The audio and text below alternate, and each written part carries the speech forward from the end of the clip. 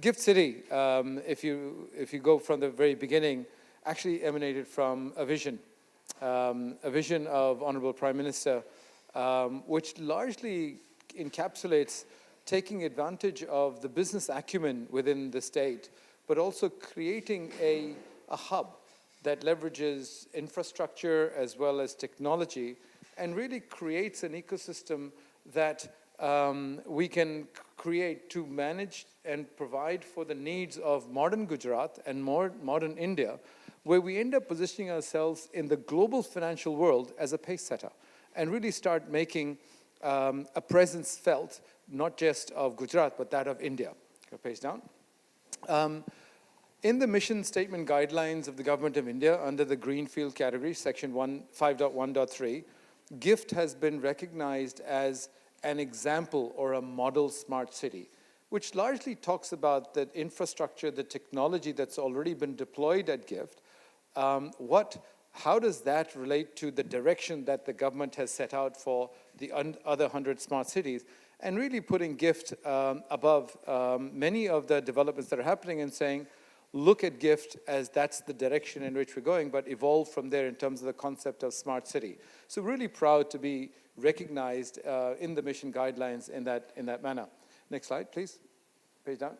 So GIFT City is a 50-50 joint venture between Government of Gujarat, GUDC, and IFSC.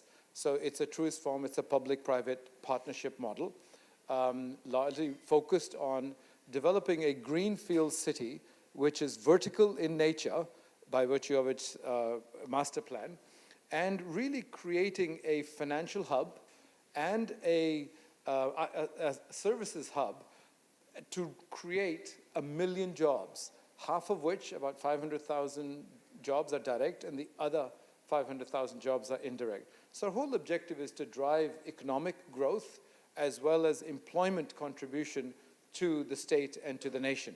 Okay, keep going. Next slide. So when you look at GIFT, it's actually it's a multi-dimensional city. On one dimension, you look at GIFT City as a combination of commercial, residential, and social. By social, we mean schools, hospitals, etc. Residential, we're familiar with, and the commercial establishments, i.e. corporates. The one thing that GIFT is not, it is not a manufacturing destination. It is a services-led commercial development that we have, but at the same time, it's an integrated city that encompasses everything that relates to bringing these three key elements of a city together and really making it such that it's easy to live, it's easy to work, it's easy to come and play, and we'll talk a little bit more about that in the subsequent slides. In the other dimension, page down, when you look at it from another dimension, it's a combination of a domestic services area, or what we also call as DTA, domestic tariff area, and a multi-services SEZ. Now, GIFT City has one of 2 multi-services SEZs in the country, whereby it is not designated for only one industry type, like IT or ITS or automobile or pharma. It's a combination of services from multi-industries that can be brought into GIFT. But at the same time, within the SEZ, there is the IFSC, which Dipesh will talk a fair bit more about in a few slides down, which is the International Financial Services Center. And that's really one of the things that's come to a point where we are seeing some enormous interest and enormous growth and the potential thereof in the IFSC, and for India to be able to harness the opportunity now and being able to really grow this unit within the SEZ. Next slide. So when you take GIFT on the third platform, which combines the 2 dimensions, you're actually looking at it. It's a business platform at one end that takes into account creation of ecosystems, and we'll talk more about that in the subsequent slides, and regulation or regulatory change that's necessary to really enable ease of doing business from a business standpoint. We know that's a really important factor for domestic and global businesses to establish themselves and for enabling commerce. On the other side, infrastructure has been one of the biggest challenges that we all know that most Indian cities face. One, in terms of growth, urbanization, and in terms of having the infrastructure cope with and keep pace with the development of all of these cities. So we've taken extra focus around ensuring that the infrastructure available at GIFT is world-class, such that it is second to none. If in certain cases, it's probably better than what you would find in some of the developed countries around the world, but it's certainly head and shoulders above what you would see in India. But as the city evolves, as the city grows, the infrastructure is in place to be able to modularizely grow with the growth of the city itself. But linked to great economic platform for business to be conducted, a great world-class infrastructure in place, it's also got the combination of a social and a residential infrastructure to really bring all of the elements together. So from a social standpoint, things like a club, a social club, hospital, school are in place in GIFT. And on the residential side, which is now beginning its development phase in GIFT, to create the residential ecosystem to come in, where then GIFT becomes a great place not just to work, but a great place to live.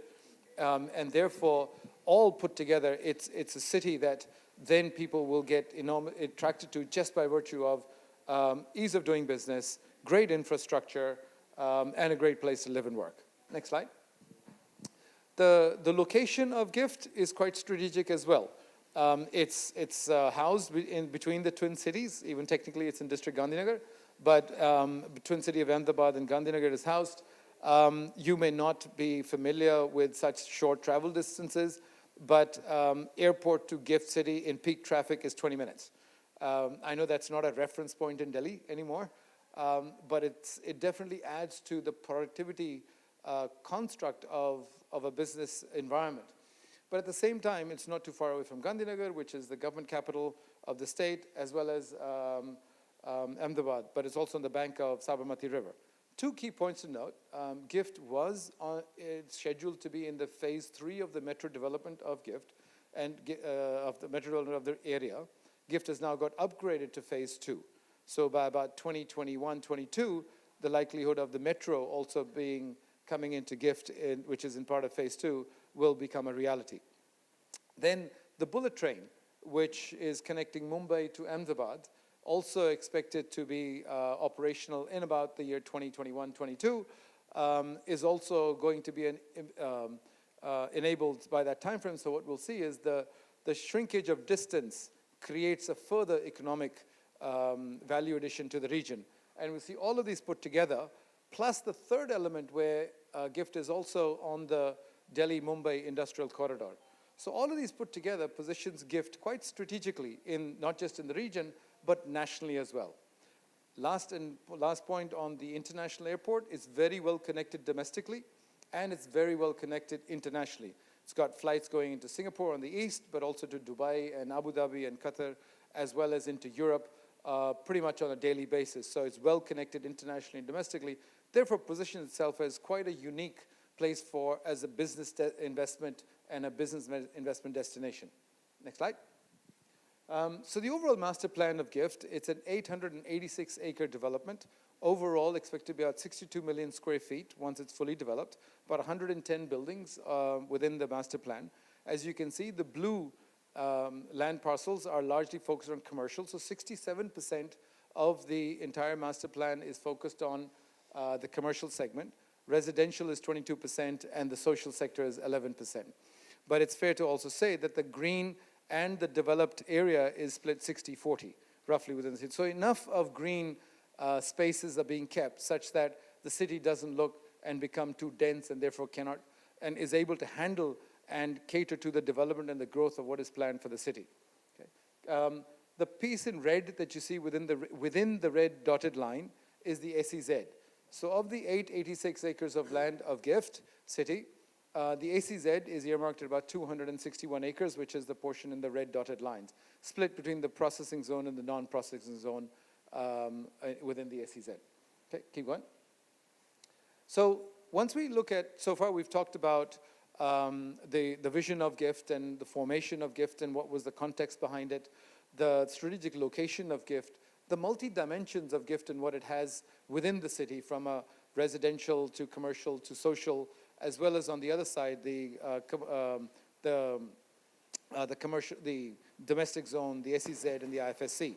Now we're going to peel the onion a little bit further and talk about each one of the segments. So in the domestic services zone, page down, a lot of corporates are now coming to GIFT, but it's becoming a lot more attractive because of certain business value propositions that are being presented by GIFT. First and foremost, for any business or corporate, it's around cost efficiencies. So feedback we've got from our customers, our citizens, corporate citizens that are there in GIFT is there is almost about a 20% cost efficiency that they have realized by moving operations to GIFT City. So, and that's quite substantial for any business in today's world. And that's really one big driving factor. In addition to that, infrastructure and the lack thereof in many of the other cities in India and the presence of infrastructure in GIFT is becoming the second big reason for corporates to look at GIFT City as a target destination. In effect, whatever you can find in Singapore or Dubai in terms of road, electricity, water supply, etc., you'll be able to find at GIFT. And we'll talk a little about the infrastructure in a slide further down. Talent has been the third, or not in order of priority, but just the third big area that corporates look at saying, can I find talent? And I'll give you some examples in the subsequent slide based on some of our customers that are there. That talent is now also available in the region in the area of services and financial, or in the financial or BFSI segment. But more importantly now, in metros, we're finding that quality of life has been a big debate. And quality of life is a big driver for people to look at where can I go where my kids can get good education, where the family can live in a non-polluted environment and a clean air and all the other stuff, good medical facilities, good low crime area, as well as a place where work is not too far away. And themes such as walk to work or being so close to work that I don't have to spend 2 hours in traffic traveling one way, and therefore spend the available time with family or at work, but increase the quality and the productivity of staff. And that's a huge driver and an outcome that corporates have realized by moving into GIFT. The last but not the least is the support from the government of Gujarat, especially on the IT-ITS policy, where there's some very attractive incentives for services businesses coming into GIFT and establish themselves. For example, the Employer Provident Fund contribution is made by the government, which is equal to 12% of the wage bill, 100% for female staff and 75% for male staff for a period of 5 years. Now that's quite a significant cost saving or an incentive for a corporate to establish their presence there. Along with that, there's quite a few other things like construction subsidy, rental subsidy, and a few other subsidies that the government does provide. But it does go a fair way in making the whole destination attractive for our corporate customers. If you go page down, please. So some of the examples of the corporates that are now present in GIFT. Case in point, TCS has come in with close to about 1,000 people just about a little 6 months ago. And as they came in, the quality of the staff that they bring in are equal to about a third of the staff are SAP developers. The rest of them are Python, Java, C++ type developers. So you can find development staff in the area. One example of what you can find. Oracle has set up their 10th Global Development Center in GIFT City, almost close to about 3 years ago. And they have close to about 150 people operating there. But again, they're supporting the human capital stack of their ERP application globally out of the 10th Development Center. So you can find talent that can service global customers out of GIFT. You have examples such as Infibeam, which is the only India-listed e-commerce company. And they have their corporate headquarters now established in GIFT with about 17 floors taken. So e-commerce talent is also available in the area. Maxim Integrated is a chip design company. They have their one development shop in Bangalore, and the second one they have opened up in GIFT. And so you can see that the diversification into an alternate city, they chose GIFT. One, they could find talent. Second, is established almost a 22 hours a day, 7 days a week operation supporting the US business that they have. Be Free, you'll find in a couple of both the slides, the SEZ as well as domestic. But they have a domestic services operation, so they service India clientele. as well as in the SEZ, they service the clientele out of Australia and supporting them for accountancy services. One of the big decisions they have made is that any growth that they have from here on in will happen in GIFT City. So they're just about to double their staff strength over the next 3 to 4 months.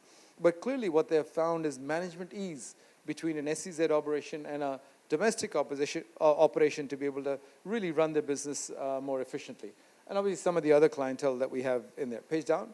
In the financial services segment, as you can see, there's quite a wide range of customers that we have. So financial talent also does exist in the region. Case in point, Bank of Baroda has a 1,200 people call center operating now where they do contact center as well as loan origination processing type work, and they could find the talent that could support their customers in the region. Really lending data points to, one, talent availability, second, the entry of such corporate names coming into GIFT, as a proof point of GIFT being a very attractive destination for their growth as well as expansion. Page down.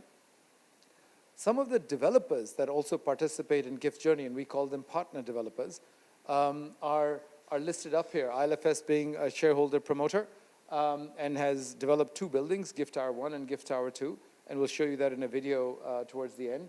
But other developments like Tata Communications has set up a Tier 4 data center at GIFT. It is one of 3 data centers in the country. It's largely to provide the best-in-class IT infrastructure and data center facilities in the area, because technology plays a very critical role for the development of, one, the infrastructure, but also the businesses that come in. Other marquee names such as Brigade, Prestige from Bangalore, ATS from Delhi, are all ATS is in the SEZ zone, but they're participating in GIFT. Other developments such as Janadar, they have just about going to be completing the affordable housing, or what we call as the aspirational housing project, which will launch close to in another couple of months, where about 330 units for support staff, proximity to work, making it easy for them to really engage in work. We have a school, the Jamnabai Nursery School. It's in its 3rd academic year. They have over 800 students now, and it's in the top schools of the region in just 3 years. By next year, when we come back next year, in another few months, there'll probably be over 1,000 children in that school. It's up to 8th, and every year they're expanding. They're going through IB, and they'll have ICSC curriculum happening. So when you see the school, the commercial developments, they're all coming into play. And the residential ones are now kickstarting. Next slide. So the domestic services area is seeing quite significant growth. One, in entry of corporates coming in and looking at adopting GIFT as their expansion territory and city, largely because of the business efficiencies they're getting, the benefits they're getting from the government ITS policy, but also the quality of life they can offer staff. And in one of the large corporates that are there, their attrition that they see in GIFT is 1/3 of what they're seeing in their presence in Bangalore. And so where the attrition in Bangalore is about 24%, in GIFT it's 7%. And that's adding immensely to retention of staff, reducing cost of hiring, and obviously the other costs associated with it. So the benefits to these corporates are quite substantive. Let me take a pause here, and I'll now hand over to Dipesh, who will come in and take you through some of the developments on the SEZ/IFSC part of the business. Dipesh? Thank you, Sunil. Good evening, everyone. I think I just take it forward from Sunil as to what he was trying to, convey is, in many sense, all of you who've been working here as a, in terms of the foreign newspapers and the media, I think you all, some point of time, come across a question that, can India do it? In India, it cannot be done. There are challenges of infrastructure. There are challenges of business. And all of you at some point of time do write that, it will take a lot of time for India to really come out with a policy on this or to fix up this problem. I think GIFT is in a way an answer to some of these questions that do come up.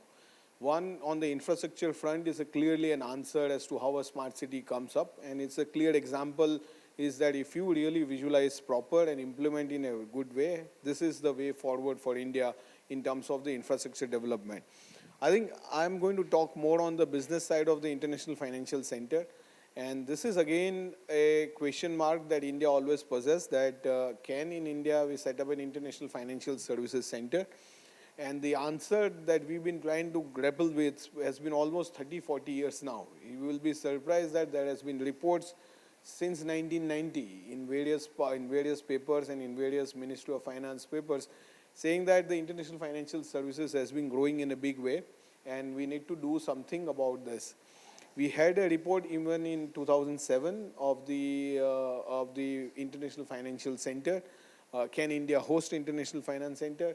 And we are happy that in the year 2015, the Government of India did set up an International Financial Services Center as a way forward for India to participate in this growing business.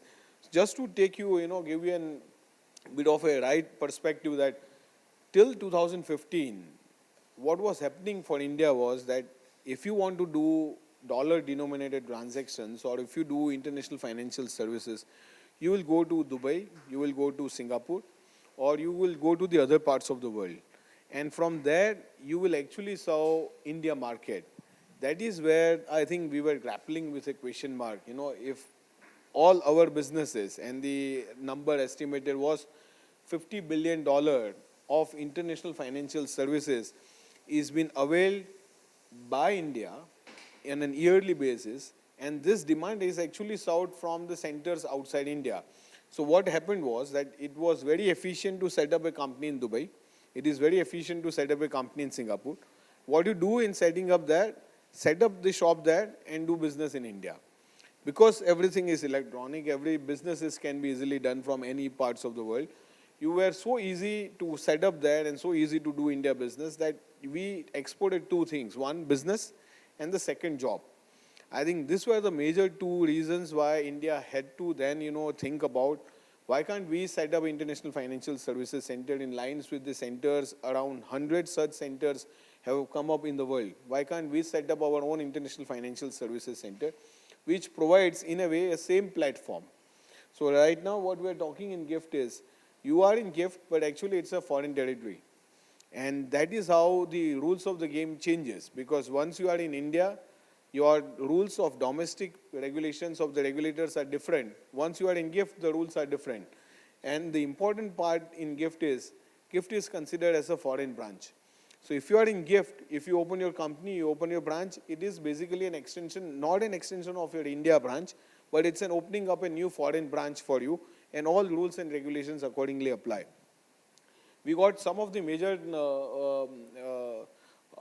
important announcements for the financial center to start with. I think April 2015, as I said to you, is a key enabler for India to set up an IFSC. So business regulations came out. The finance minister in his budget speech of 2015 announced that we will come out with the regulations, and in April they issued this.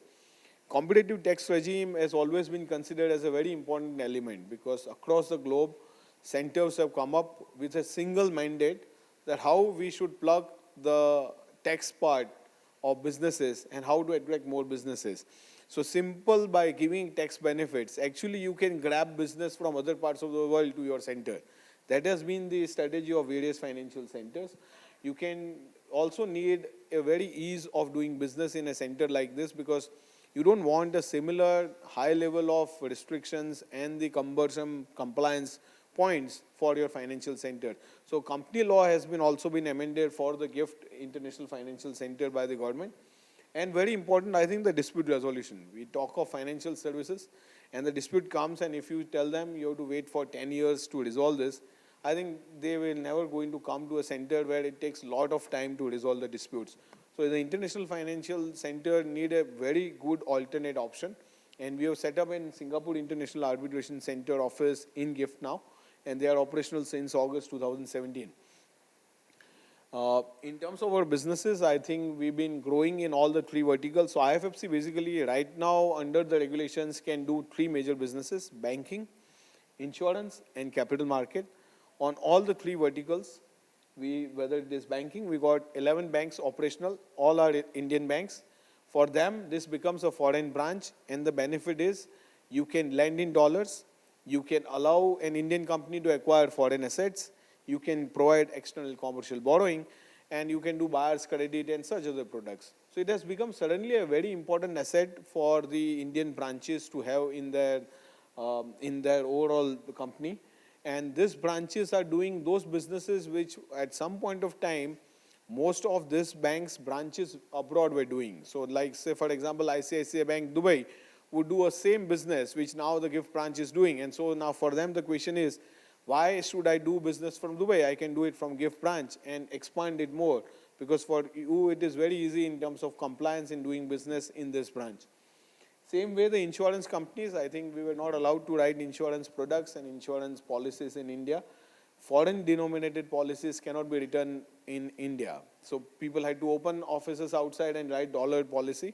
Now that policy can be written from GIFT, and it has been growing quite well. Third is the capital market. I think it's in the news on daily basis now.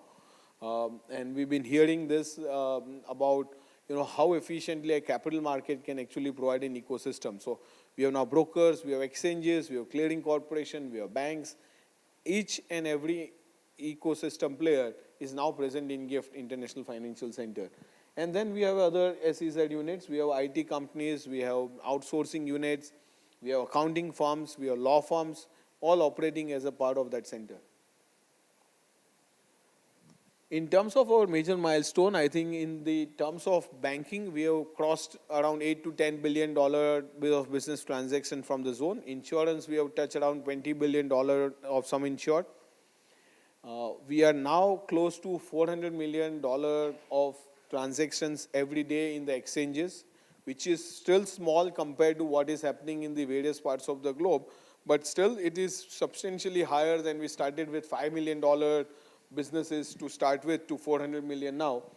We have close to 140 products listed now, and we have got recently the bond listing of the various banks happening there.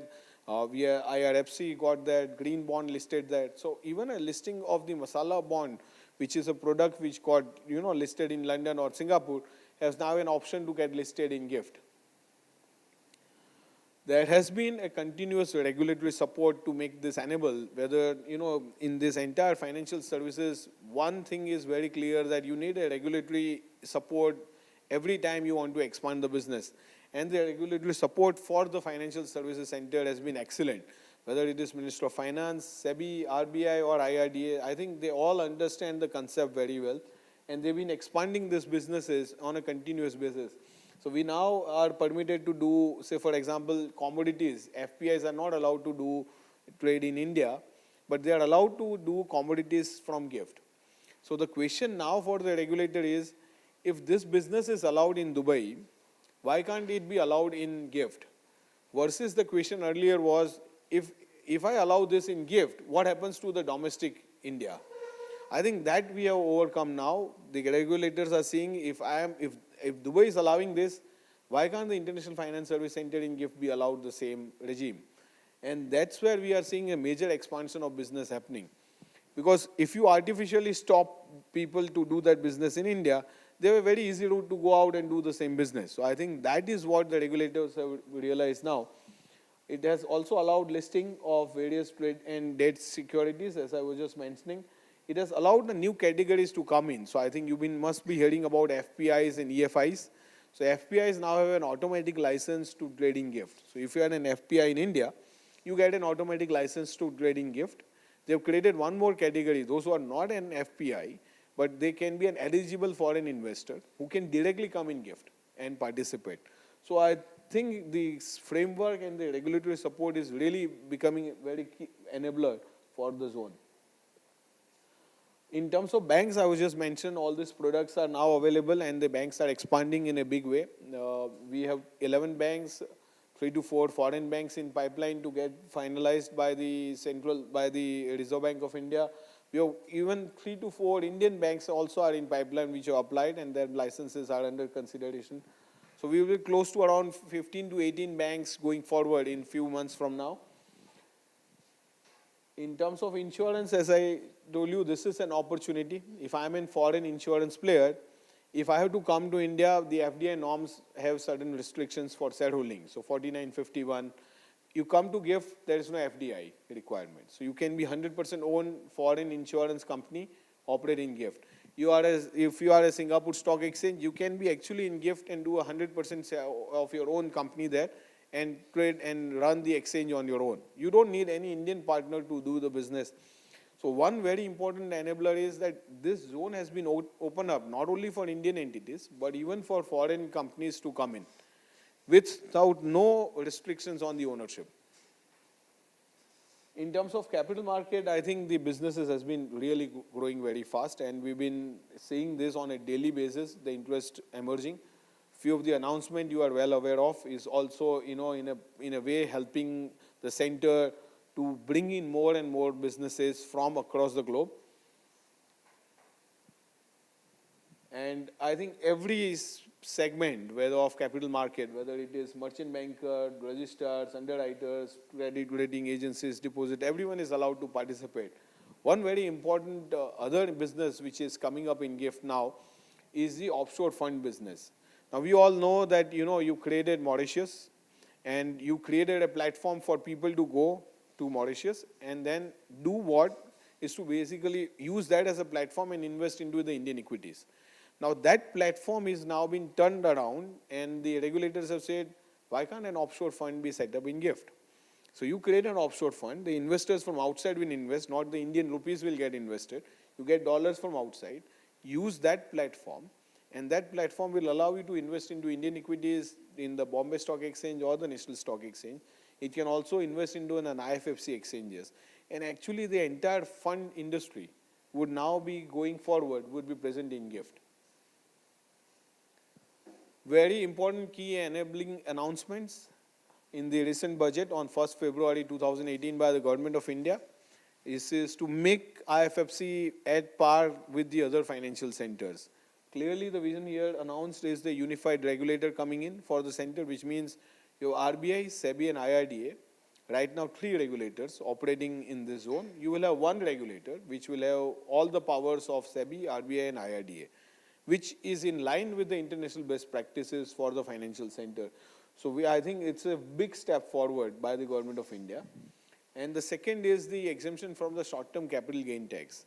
As I told you, for centers across the world, I think tax sometime became a game changer because they framed their tax policies in a way for non-residents that businesses started flowing from those centers. And now I think with this level playing field of tax being aligned with the other financial centers, it's a level playing field. You can do same business from GIFT, you can do it from Dubai, you can do it from London. I think you have a level playing field to do the business. With this, I think what is turning out is an hub for GIFT, is turning out as a hub for offshore fund, new business opportunities because these businesses were never done in India before. So you are net adding to the GDP, to the business of India. You are generating new employment. I think people were happy to be employed outside India, but people are equally happy to be a part of the same center, which is very close to where they've been used to stay and live. And it has become suddenly a gateway for the world as financial market, whether it is an inbound or outbound, it is becoming a new gateway for India in the International Financial Services Center. I think this is a great, wonderful opportunity, the way the India is growing its business. And we are always been, on the side of not being able to progressively develop the regulations and policy, but in the International Financial Services Center, we are saying government has been very proactive and been taking all the necessary steps to make it align with what is happening in across the globe. With this, I hand over to Sunil to take it further. I think some very important, interesting slides to follow. Thank you. Thanks, Dipesh. Okay, so quite a lot of interesting things happening in the SEZ IFSC, right? But everything that Dipesh covered, and I don't want you to miss the point, is actually a net addition to the India services GDP. It isn't something that we're cannibalizing for some other part of the country and bringing to GIFT.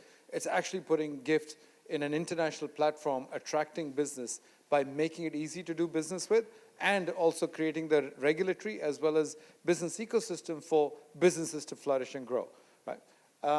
So some of the developers that are participating in the SEZ, the logos are up here, and some of them you'll see. Hiranandani has a fully operational building, and the BSE INX is operating from the Hiranandani building itself. Up and coming very quickly will be the Brigade Commercial Tower in the SEZ, and that's likely to launch in about another couple of months. And then soon thereafter will be developments coming in from ATS Savvy that have come together to come up with the other commercial buildings, and obviously some of the other names are up there. Page down. Linked to the domestic business, how that's growing, the SEZ business and the IFSC business, how it's growing. Now it's also talking about the infrastructure. And as you can see that, page down, the infrastructure in GIFT is very unique. And you'll find that things such as a utility tunnel. So we've implemented about over 4 kilometers of a utility tunnel. It is a 7-meter wide by 7-meter deep tunnel, the picture of which is on the right top, which gives you the kind of, all of the utilities go through this tunnel. The primary purpose of this is no digging on the roads once you have an operational road. So everything happens below the city, from maintenance to expansion to everything else. So it carries roughly about 16 odd utilities that service the city, except for sewage on the outside of that and gas. Within the tunnel, there are two sections: a wet section and a dry section. The wet section has the electric cable, fiber optics, and the wet section has the district cooling and the water supply, etc. GIFT has proudly probably the first automatic waste collection system, fully integrated from collection to segregation to disposal system in the world.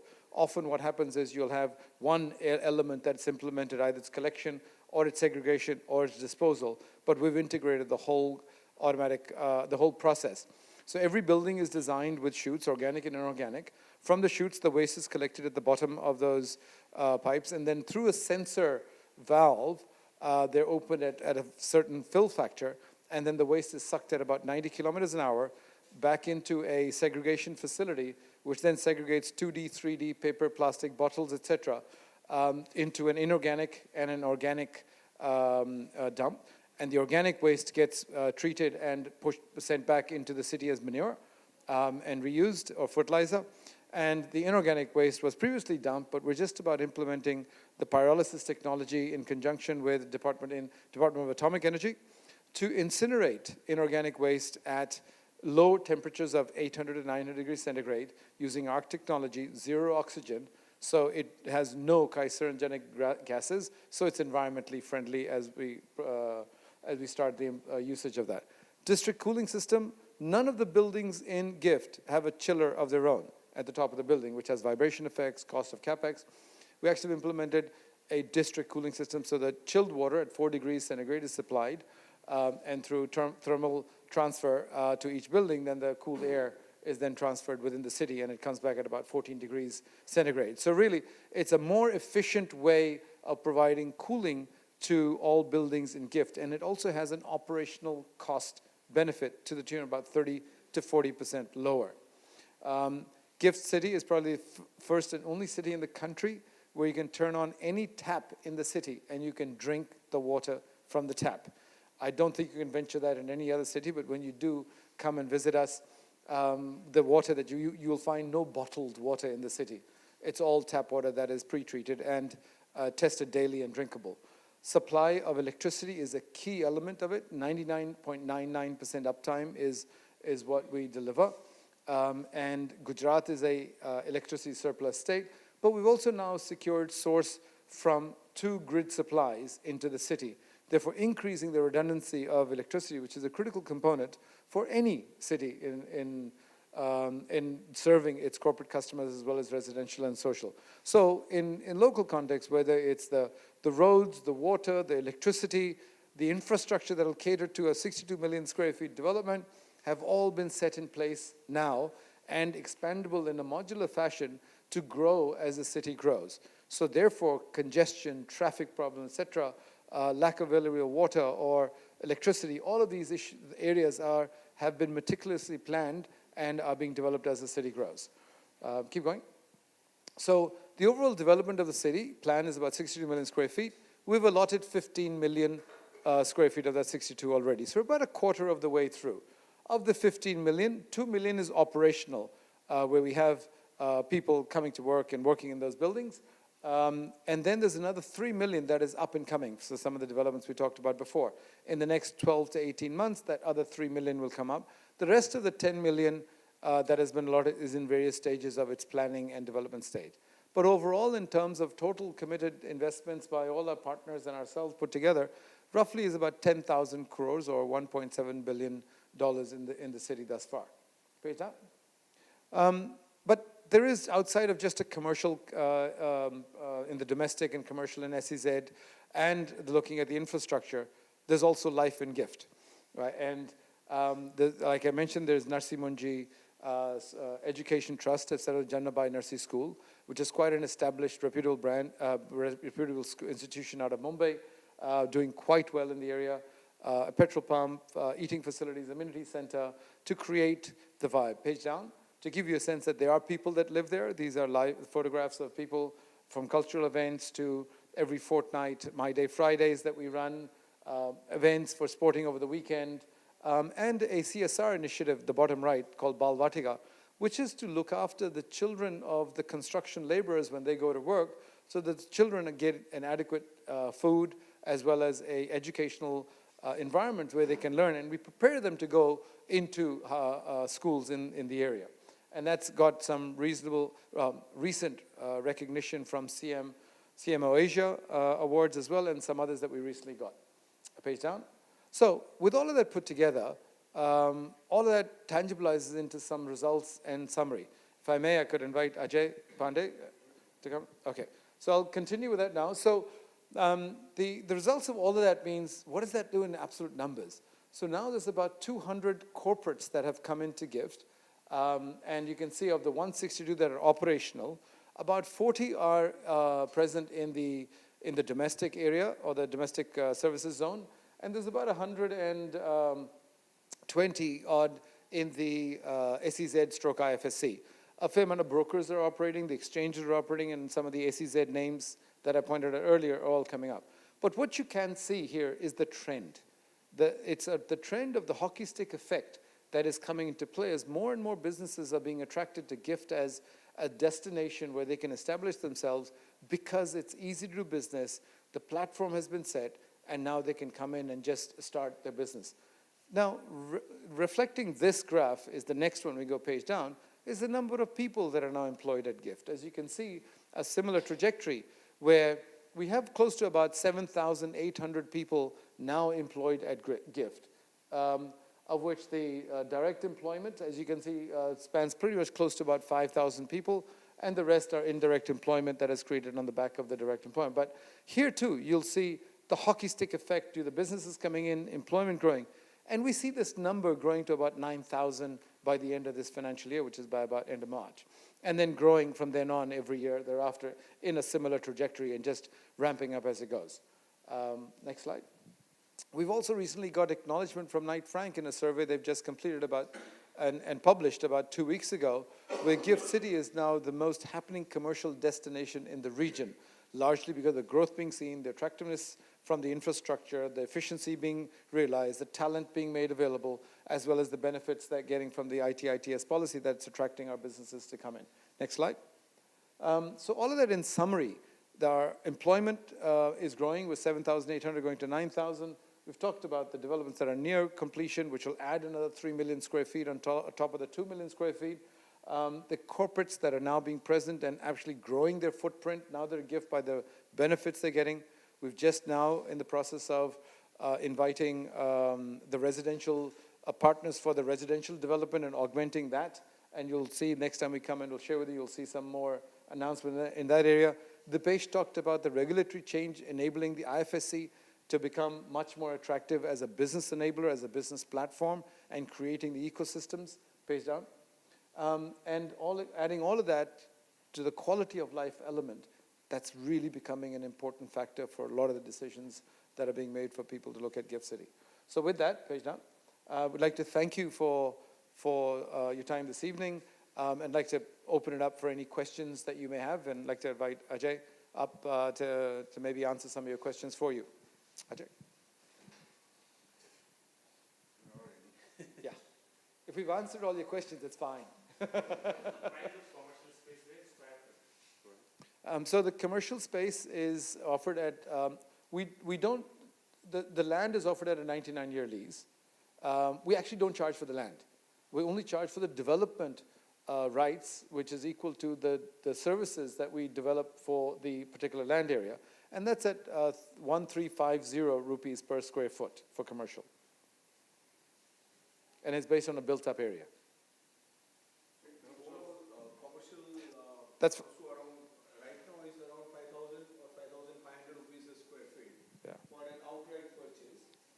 And so what is 1350? So if a developer is looking at building a building in GIFT, so if they're looking at a 500,000 square foot development, then 1350 times 500,000 would be the charges that will be for the built-up area. But where the Dipesh was added to, imagine that if the building is now developed, and the developer is now looking at selling a floor, which is equal to 110 years, that's the price. They can buy, it depends on the model of the developer. They either lease or they sell the floor. Around 5,500 rupees A square foot. or 55 rupees is the rental per square feet per month. Yeah. Well, it was conceived in the vision was conceived in 2007. The land was allotted late 2011. So it was early 2012 is when you can really say that the development work on the land started, which is less than 5 years ago. So far we have developed only 2 million is operational. Developed, operational, working, people working. 3 million in 12 to 18 months, you'll see another about 7, 8 buildings coming up, which is contributing to 3 million. Go ahead. How will the recent decision by the Indian exchanges to stop sharing data with foreign exchanges like Singapore and Dubai, how will that impact GIFT City, and how, like, to what extent will? Do you want to take that?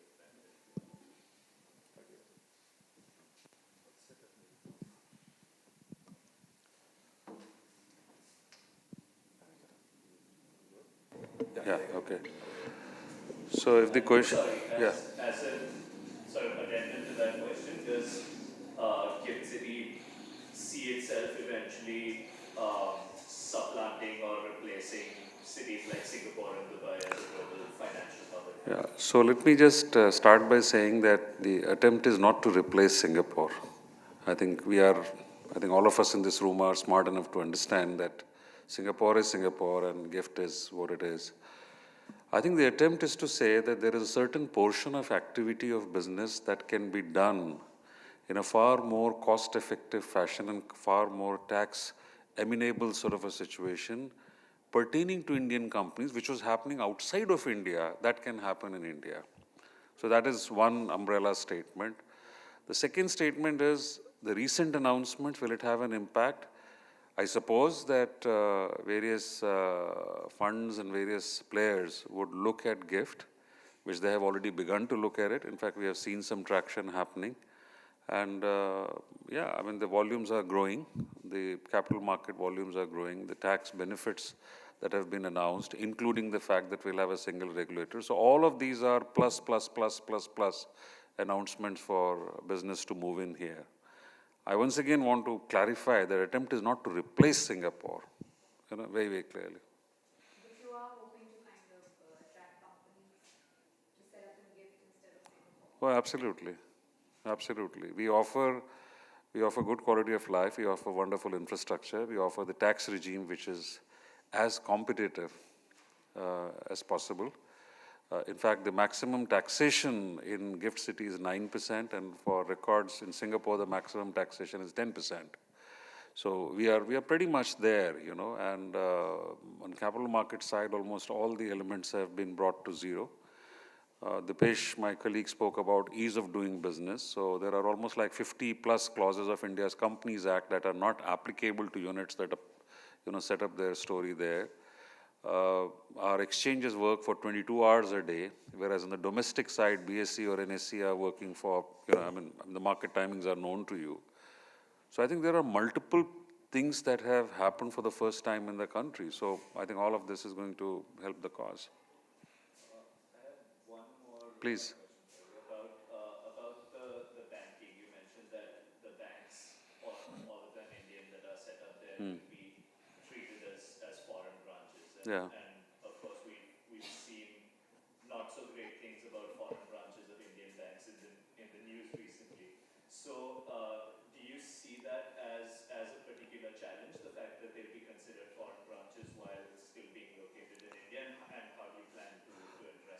So we are not regulators. Let me just clarify that, clear. Nor are we a banks ourselves. Okay, I don't want to comment on the recent developments because that's for someone else to look at. This is a zone where entire set of businesses is being done in a non-rupee mode. It's all about dollar transaction, which is sort of happening. So I don't see a problem at all as to why it should be treated vis-a-vis what you are noticing maybe on the domestic side or elsewhere. That's point number one. Point number two is the announcement that was made by the finance minister in the recent budget to say that GIFT will have its own regulator very clearly defines the fact that there will be different kinds of regulations that will be applicable to units which are going to be operating here. On the domestic side, for example, there are products and there are services where there is an overlap in terms of regulations. So certain capital market products, if they are approved by SEBI, they still need a double approval from Reserve Bank of India because dollar is involved. You see my point? All of that is going to merge into what is called a single regulator, which is what is the cornerstone of successful international financial services center. And we have done that with a lot of studies overseas and what they have done and how the models have emerged. And I think these are all the pluses that are sort of happening. So we don't see a problem there.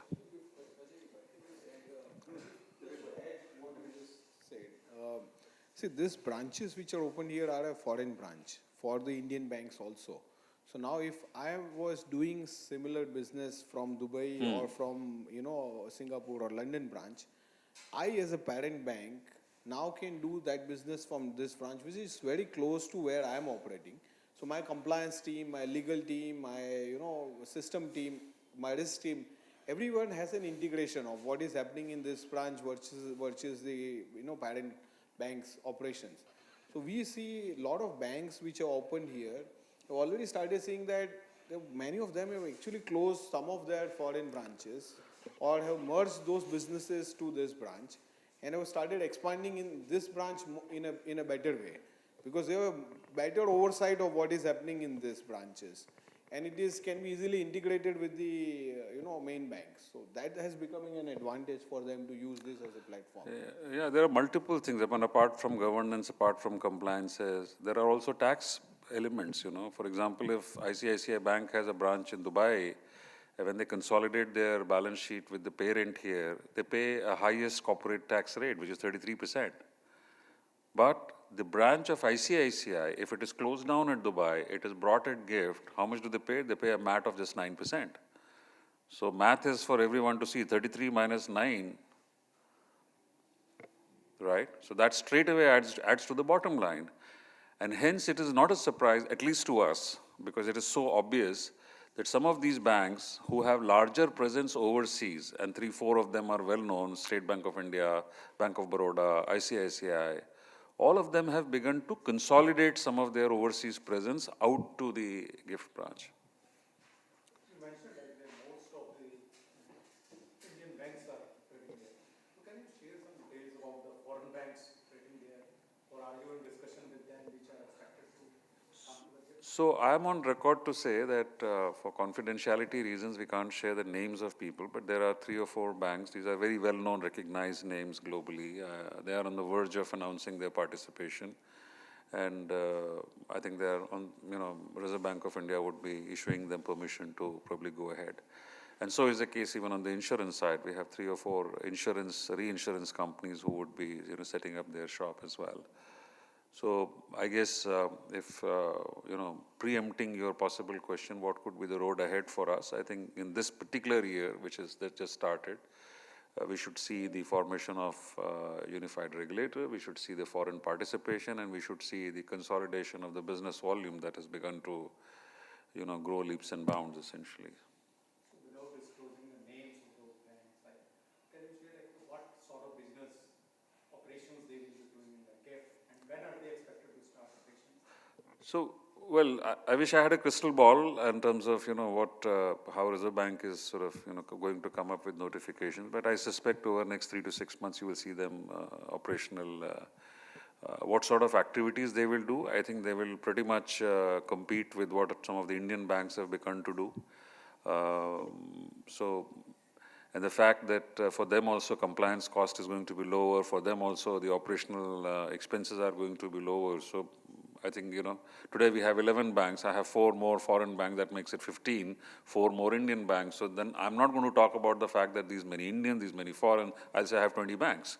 Because all of them are doing similar kind of business and they're competing with each other for the, business which is there on the table. The presentation talked about the potential, employment generation of 1 million. So, given by the rate you have right now, so do you think it is achievable? And by when do you think it is going to happen? So your question is it achievable? Yes. Okay, so the answer is yes, it is achievable. And how? So because if you see the plan itself, you take an average of about 100 square feet for one person. That's the sort of norm which we take. The 2 million that has become operational slowly and steadily sort of getting up. The number of people is going to be double on a compounded annual growth rate on a year after year after year. So we have a clear visibility of almost 40,000 people coming in. And once it reaches that point, it begins to sort of grow. 1 million job is split into 2 buckets. One is a direct employment, which is 500,000 people. And the second bucket is indirect jobs, which is the support services or the people who are beginning to sort of, come forward and do X, Y, Z.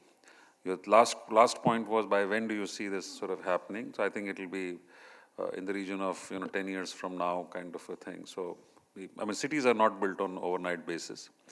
I was just sharing with someone earlier that even Dubai International Financial Services Center took about 10 years to come up to the level where it is. We have just been born. We were born last year, essentially, and this year there will be further impetus. And I do hope that the way volumes are growing, we will be as good or as competitive as probably Dubai. So after recent budget announcement Yeah. and the termination of this contract between Indian stock exchanges and Singapore and other stock exchanges, so what roadmap or what is your outlook for the gift for the next 6 to 15 years? See, I think why it was terminated, etc., I think best is it is asked to the exchange. I think they are the best people to say it. Our only comment is that we go back to the fundamentals as to why was GIFT formed.